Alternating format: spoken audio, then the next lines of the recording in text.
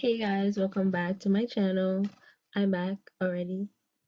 I've been real inspired and I really like watercolor now, even though they're hard to work with, like I always say, but I like it. It's so beautiful. And I always wanted to learn how to really master it, but I'm just practicing right now. And if you follow this, you could get some basic cute flowers. You can make it as a postcard or, anything. It just looks really cute. I personally just put this up on my wall because it's really cute. Anyways, I hope you guys enjoy the video and I hope you like what you see. You know what I'm saying? So I basically started with using some basic shapes, like kind of like an outline of a flower, and just start lightly. A lot of the time, you could do whatever you want with watercolor, but if you start lightly and then work your way up, it makes it looks more dynamic if you're looking for that look, like a layered look. So that's what I did. I started with the lighter shade and then I work my way up with some shadows to make it look like a flower. And that's basically the technique I use and it turned out pretty good. Okay. If you're extremely new to watercolor, how to make the color more lighter is by adding water. The more water you get, the lighter the color you will be. So, you could just start with like a strip of paper and see how, practice and see how light you want it and how light you could get it and the water to color ratio. See which one is best for you. That's how is best to know how much lightness or darkness that you want, basically, or how vibrant you want the color. Other tip would be to actually have a brush specifically made for watercolor because with watercolor you need a brush that can absorb a lot of water. So if you just use like a regular acrylic brush, it might not do the trick or you might get little hairs falling out. You need a certain kind of brush. The ones that I'm using in the video are pretty good from Amazon. They're just like the basic watercolor brushes where you could put the water in it and it's very helpful. I would recommend that one. It's pretty good.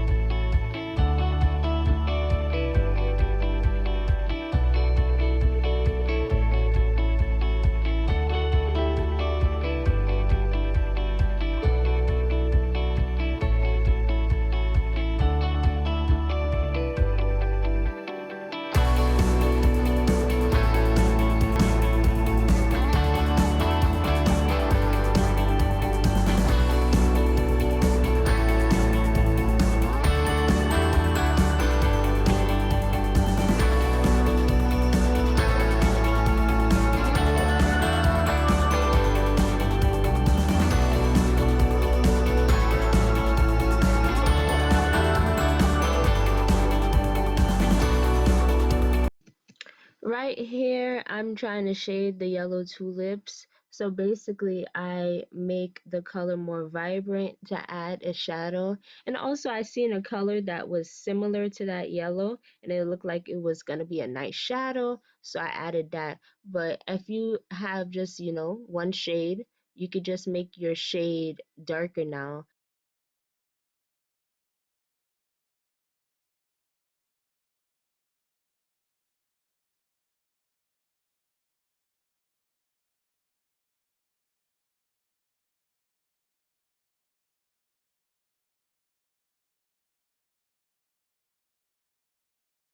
The shading part, that is the part where you can be the most creative.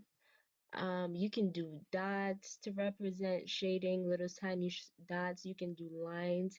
It's all about how you feel it out. That's the beauty of watercolor. Oftentimes, you're just playing around, experimenting, and you create something really nice with watercolor. It has a lot of control. Well, when you begin, it has a lot of control over you, and with time, you can have control over how you want it to look. And also, you can just be the type of artist where you like how it looks when you're not in control. You know what I mean? By that, I mean like very abstract painting, you know? You make it take control.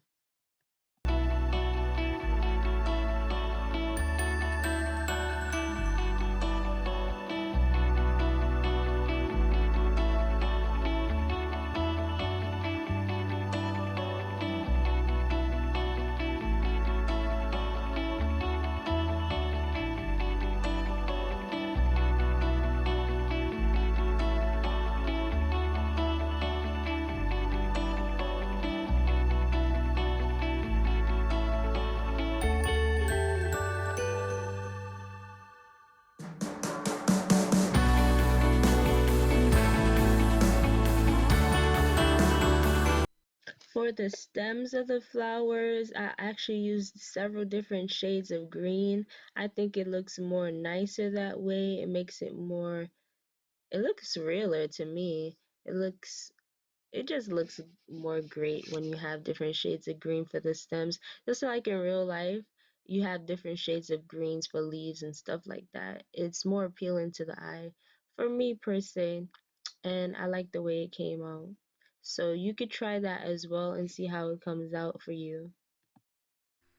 Also, I always keep the social media in the description, so make sure to always check the description if you're interested about more info on the video or if you just want to see my Insta.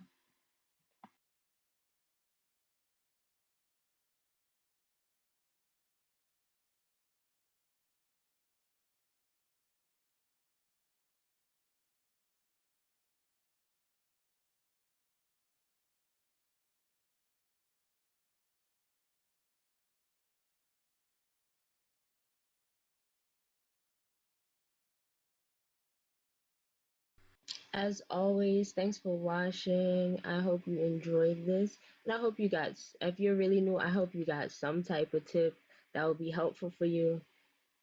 And basically, thanks for watching, and I'll be back soon because I'm really loving watercolors and just art in general right now. So if I'm inspired, I'll be here. Okay, later, guys.